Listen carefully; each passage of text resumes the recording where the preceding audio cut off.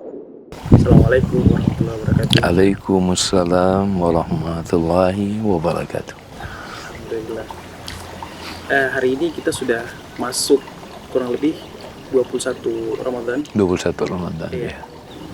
Betul. Dan ini tadi Bun di grup WhatsApp kita udah bagi-bagi poster untuk iktikaf, Ustaz. Alhamdulillah. Di Al-Fatah di Oh, iya. Ambon. Juga dari berbagai masjid juga di Kota Iya. Ambon.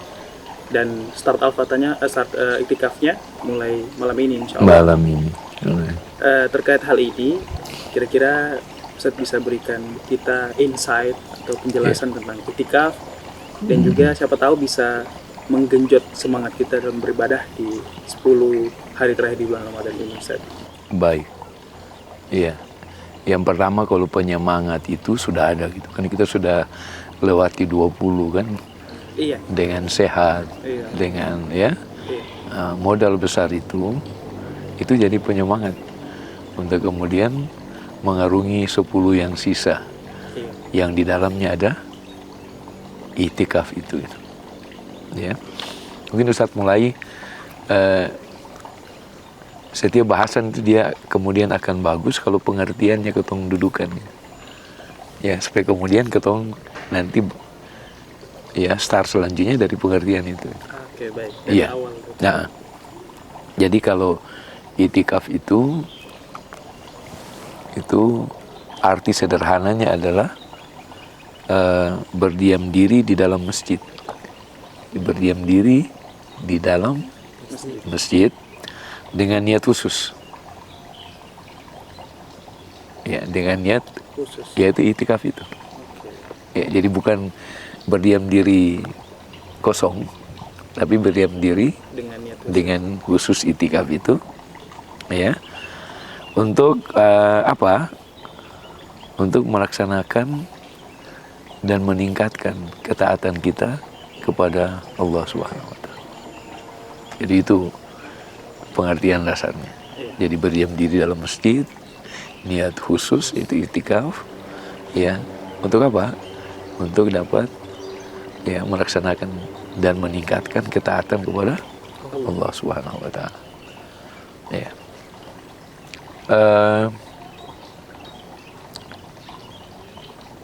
Ulama secara sepakat ya mengatakan bahwa ya itikaf itu disyariatkan. Ya. Malah Imam Ahmad mengatakan bahwa tidak ada satu ulama pun yang kemudian tidak menyetujui ya kesepakatan itu. Jadi sangat kuat ya, dia punya landasan hukumnya. Dan kemudian kalau kemudian sejarah itu ternyata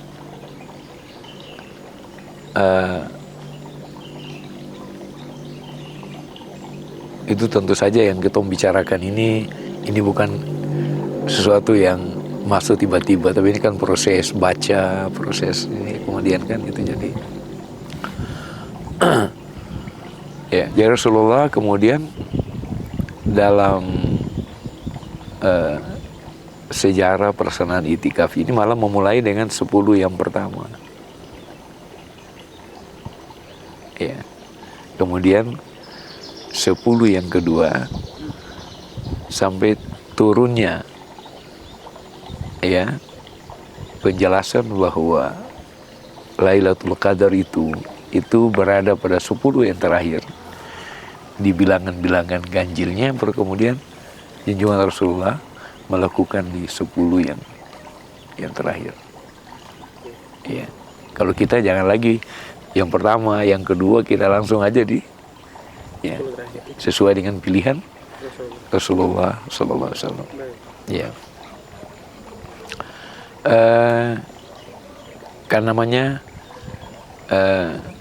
itikaf itu tadi masuk masjid, ya, kemudian niat khusus, ya, berarti harus disiapkan ini apa-apa yang mau ditingkatkan. Oh iya, karena niat khusus. Iya kan, Iya, niatnya itikaf, tapi kemudian dia punya mapelnya apa, materinya apa gitu. Betul. Ya, qiyamul lail. Ya, perenungan hati bikin bersih. Ya. Kan kita ada di ayat terakhir yang kurikulum Ramadan itu 187. Ya, uhilla lakum, ya, dihalalkan bagi kamu lailatas siyami, malam Ramadan itu ar-rafathu ila nisaikum. Ya, bisa bergaul dengan istri. Hunna libasum lakum, mereka adalah baju kamu, wa antum libasum lahun. Ya, dan ya, kamu adalah baju mereka. Itu yang aspek kebutuhan manusia ini itu tersedia dalam kurikulum Ramadan.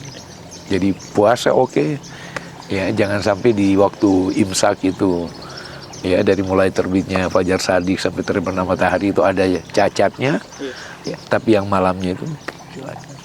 Ya, tentu saja dipilih waktu yang terbaik yang tidak mengganggu qiyamul lail.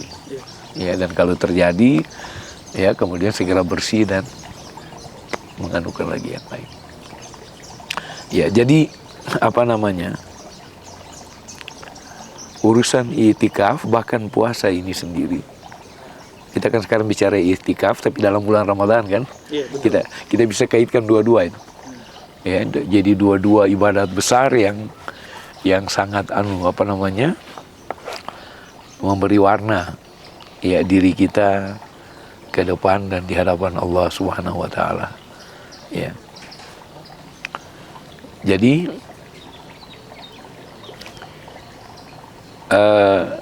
ada dibilang di dalam diri kita ini ada mudghah, ada sepotong daging yang kalau dia baik, seluruh tubuh ini baik. Wa idza fasadat, kalau dia buruk, ya, maka fasadat kullu jasad. Ya, itulah hati. Jadi i'tikaf ini salah satunya itu adalah bagaimana atur ketumpuh hati ini, ya, karena yang senang-senang itu pintu godaannya luar biasa gitu. Tapi kita sekarang kan menepi, menyendiri. Ya, tentu saja minta, yang suami istri harus minta ini ke istrinya. Bahkan ketika Rasulullah i'tikaf, para istri juga ya, sampai Rasulullah meninggal juga para istri melanjutkan itu. Ya. Ya, jadi di saat itu sudah masing-masing hati itu mencari, ya, Allah Subhanahu wa taala. Jadi hati ini yang paling pengganggu. Jadi i'tikaf ini itu. Ya, kan ada di ayat, ya, wala tubashiruhunna wa antum akifuna fil masajid. Jangan dekati perempuan kamu walaupun sudah dihalalkan malam, kalau antum sudah mulai mengambil langkah i'tikaf di masjid. Ya, jangan ganggu lagi sudah. Ya, minta ridha saja gitu. Ya, nanti bayar utangnya kapan gitu. Setelah, ya. Tapi yang waktu mahal ini, waktu emas ini ada saling ridha gitu untuk. Ya. Jadi hati itu yang kaisar dengan bun yang ketong harus, ya, Dora ini masih punya jam terbang dalam pendidikan ini dan hidup ini masih panjang. Kalau Ustadz mungkin tinggal hitung, ya, Allahu alam, Allah saja, ya, ada orang nanti gunakan. Ini hati ini mesti diatur, ya, di maintenance dari sekarang itu. Ya. Jangan disapu dengan oli mesin, jangan. Ya, disapu dengan takarrub yang disiapkan oleh agama untuk mendekatkan diri kepada Allah. Ya. Ya, qiyamul lail yang sudah kita 20 hari ini bikin, kita lebih tingkatkan. Ya, kalau tahajudnya itu mungkin karena tarawih, witir terlewati, tidur. Ini i'tikaf nanti itu ditaruh di depan untuk kemudian. Ya, kalau kemarin ada peringatan nuzul Quran, ya, peringatannya kita laksanakan. Tapi kitanya gimana gitu? Ya. Apa misalnya pengalaman keluarga-keluarga muslim ini dalam Ramadan ini, ada istri baca Quran, suami jaga. Ada berkumpul satu keluarga kemudian mendengungkan itu bersama di dalam rumah untuk kemudian bisa mendapatkan limpahan berkah dan ya sebelum Lailatul Qadar itu dia lewat. Ya, karena setiap Ramadan Lailatul Qadar. Ya, cuma kita yang belum ya atau masih jauh persyaratan untuk kemudian bisa menikmati itu. Iya. Ya, tapi kita yakin bahwa itu ya dia selalu ada di dalam bulan Ramadan yang mulia ini. Ini sekali lagi hati. Inna fil jasadi mudghah. Ya. Kalau dia baik, baik semua, kalau dia tidak baik. Ya, jadi ini kesempatan itikaf ini adalah untuk betul-betul lebih membersihkan hati. Dengan apa? Dengan itu tadi. Qiyamul lailnya, perenungannya, ya, kan ada juga yang para peserta itikaf yang lain, ya, mungkin ada nanti yang saling berbagi, ya, apa ilmu, berbagi hikmah, ya, itu semua insya Allah dianugerahkan dengan baik, ya, ya, karena ini contoh Rasulullah. Dan Rasulullah manusia yang sudah mendapat jaminan, ya itu pun masih berusaha luar biasa sampai. Iya. Ya, ya dari tadi itu mulai dari 10 awal, 10 pertengahan, malah yang kemudian 10 akhir. Ya. Bahkan kalau tidak salah di wafatnya beliau, Ramadan terakhir beliau, itu beliau itikaf pada 10 pertengahan dan 10 terakhir. Ya, ada beberapa sebab. Kebetulan ada ya bahwa pada tahun tersebut itu malaikat Jibril itu mengecek hafalan beliau itu 2 kali. Ya. Jadi apa namanya? Kalau ketemu istilah tuh mandres ya. Ya. Jadi mendengar hafalan ulang, ya, agar supaya kemudian bacaan Rasulullah itu benar-benar sempurna. Bahkan Rasulullah pun bertadarus di bulan Ramadan, Ustaz. Dalam Ramadan. Memperbaiki bacaan beliau. Ya, jadi iya pengecekannya itu langsung oleh Malaikat Jibril. Masya Allah. Iya, ya. Sebab yang kedua itu adalah beliau mendambakan amalan-amalan di Ramadan beliau yang terakhir, karena beliau sudah semacam mendapat, ya, itu dilipat gandakan pahalanya karena ini sudah Ramadan yang terakhir. Ya, kalau kita boleh ya, setiap Ramadan itu kita bikin sebagai Ramadan yang terakhir, ya, sehingga tidak ada pikiran bahwa oh ini masih kurang nanti Ramadan yang berikut kita. Ya, iya. Jadi kurang itu akhirnya ya dia berjalan terus menerus gitu. Karena apa? Karena masih itu. Ya, padahal kita umur manusia ini kan cuma Allah yang tahu. Ya, itu Rasulullah itu. Ya. Di Ramadan yang terakhir itu itikafnya ada 10 pertengahan dan ya sebab pertama itu karena Jibril mengecek itu hafalan itu ya 2 kali. Kemudian yang kedua itu Ramadan terakhir dan beliau sangat menginginkan ya supaya Allah melipat gandakan, ya, menjadi hamba yang tahu bersyukur, ya, jadi memaksimalkan itu, ya, ya. Jadi ini bisa jadi pesan juga kepada kita yang akan beritikaf, ya, untuk kita cari dengar banyak-banyak iktikafnya Rasulullah SAW itu seperti apa. Ya, yang pasti adalah Qurannya, ya, Qiyamul Lailnya lebih ya, sunnah-sunnahnya berjalan, ya, dan jangan lupa untuk kemudian kita menghindari hal-hal yang bisa membatalkan iktikaf kita.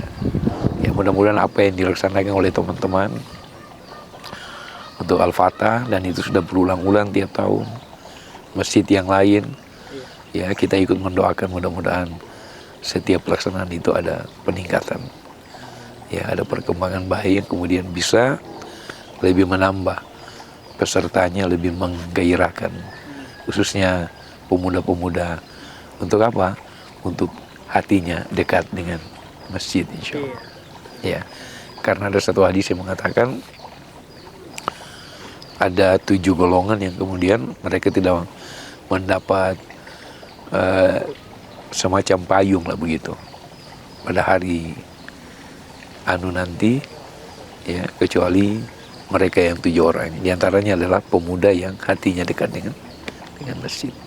Ya, itikaf di Ramadan ini insya Allah semacam starting point dan juga momen untuk membentuk diri, ya, menjadi, ya, muslimin yang hatinya terikat, hatinya tidak jauh, ya, bahkan mereka menjadi pemakmur masjid ke depan. Ya. Saya kira begitu seputar. Jadi singkat, ya, tapi yang penting adalah apa yang Rasulullah bikin kita, ya, berupaya maksimal untuk memahami. Dengan satu guru belum maksimal, cari lagi di guru yang lain, ya, karena ilmu begitu, ya, ilmu tidak selesai dengan satu orang, tapi, ya, dengan beberapa orang itu bisa memperkaya, ya, keilmuan kita, apalagi ini ilmu agama yang harganya dunia dan akhirat. Ya, mudah-mudahan Allah mudahkan semua urusan kita, ya. Allah mudahkan Ramadan kita, Allah mudahkan i'tikaf kita, ya, dan kemudian kita mendapatkan, ya, janji-janji yang disampaikan. Amin ya rabbal alamin. Alhamdulillah. Satu lagi boleh, Ustaz? Silakan. Jadi Bu tertarik dengan pembahasan tadi tentang bagaimana baginda Rasulullah itu ngasih contoh bahwa beliau itu melakukan iktikaf bahkan di 10 hari pertama, 10 hari kedua, dan 10 hari terakhir. Adakah tata cara yang beliau arahkan bagaimana melakukan iktikaf, Ustaz? Karena tadi secara definisi artinya kan iktikaf itu berdiam diri di masjid dengan niat khusus, dengan tujuan khusus. Terkait durasi dan sebagainya, kira-kira contoh dari Rasulullah itu seperti apa, Ustaz? Iya, jadi itu biasa ditampilkan kronologis ibadahnya Rasulullah itu dalam bentuk umum gitu. Ya, jadi tidak detail sampai kayak bikin malam itu sunat apa, berapa banyak rakaat, kemudian seperti apa ngajinya. Ya. Tapi yang paling penting adalah kita tentu saja berbeda dalam kekuatan untuk mencapai yang diinginkan gitu. Ya. Kita kemudian memakai ittaqullah mastata'tum. Ya. Jadi kita berjalan dengan kemampuan yang sekarang Allah ada berikan ke kita. Ya. Jangan pernah rasa puas, tapi selalu harus melewati batas itu. Tapi jangan dipaksakan. Ya, sehingga misalnya cerita tadi itikafnya Rasulullah itu pada awalnya itu karena belum tahu ini ganjil dan 10 terakhir ini belum. Jadi mulai dari 10 pertama, 10 kedua. Ketika sudah muncul ini, ya ini yang dipegang. Ya, karena ini yang ada lah ya. Dan kalau Rasulullah dinamakan, ya, bukan cuma ya orang bilang itu, tapi dinampakkan kepada junjungan. Ya, nah junjungan kemudian sebagai daripada peristiwa itu jadi contoh pesan ke kita. Ya, karena beliau sebenarnya tidak perlu. Ya, sudah hamba terbaik. Ya, dannya. Ya, kita ini yang memang harus. Ya, saya kira yang paling kalau mau dibilang seperti apa kemudian itikafnya Rasulullah itu dari pengertian niat tadi memang diambil dari itu. Ya, niat khusus itikaf tadi. Ya, masjid memang dia punya syarat. Ya, kemudian apa namanya, meningkatkan ya ketaatan dan ibadah kepada Allah Subhanahu wa taala. Yang biasa mengganggu ibadah ini adalah hati. Ya. Karena hati ini selalu teranu dengan kesenangan, kenyamanan. Nanti itikaf itu kan tidak nyaman. Itikaf itu kan tidak menyenangkan. Secara realitanya kan. Iya kan? Nah, kan tidak mungkin kita bawa kasur ke situ. Iya, apa ada gitu. Iya. Justru kita tinggalkan semuanya di rumah. Kita tinggalkan semua itu. Ya, jadi kita beralih kepada satu keadaan baru yang di sana memang ya untuk mencapai yang sesuatu yang berharga memang harus orang cari apa namanya emas, intan itu kan dalam lumpur. Betul. Ya, bukan dicari dari belakang meja tidak. Ya. Dan itu pesan ke kita dalam mencari kemuliaan-kemuliaan yang Allah taburkan nanti, ya, sebagai ganjaran dari pengamalan agama, ya, oleh hamba-hambanya. Gitu. Ya. Jadi tidak diurai satu-satu gitu. Jadi kalau misalnya ada judul itikaf bersama Nabi, maka gambarannya seperti itu. Rasulullah pernah melakukan begini, kan begini, sampai ketika turun itu bahwa itu ada pada bilangan ganjil di 10 yang terakhir, maka kemudian ini. Ya, dan mungkin para sahabat saya tidak ada yang melakukan itu. Ya, karena beliau memang orang ya yang selalu berusaha untuk menjadi abdan syakura, hamba yang bersyukur, maka apa saja selama itu tidak ada batasan beliau akan lakukan untuk mendapatkan. Kalau kita kan masih lihat dulu, bikin ini dapat apa ya? Iya. Kalau cuma dapat itikaf saja, ya, yang Lailatul Qadarnya tidak ada, sudah kita tunggu aja deh. Ya, jadi nanti itikaf kali ini kemudian ada dua pendapat bahwa puasa merupakan syarat. Ya, karena Rasulullah melakukan itu tapi ada pendapat lain yang mengatakan bahwa pernah terjadi bahwa beliau melakukan itikaf itu pada bulan Syawal. Ya, nanti kita dalami lagi. Baik. Ya, seperti apa pesan itu. Ya. Baik. Ya. Ya. Barangkali Baik. ya, demikian untuk ya. Ya, kalau kita bisa simpulkan itu pengertian dari itikaf seperti itu. Kemudian itikafnya Rasulullah itu dalam sejarah perjalanannya seperti apa. Nah, di itikaf yang terakhir, di mana setelah Ramadan itu beliau meninggal, itu beliau melakukan di 10 pertengahan dan di 10 yang terakhir. Ya, alasannya salah satunya adalah pada saat itu ada pengecekan hafalan dari malaikat Jibril sebanyak 2 kali, dan yang kedua beliau berusaha untuk mendapatkan pahala yang banyak karena ini sudah Ramadan beliau yang paling terakhir. Ya. Allahu a'lam bishawab.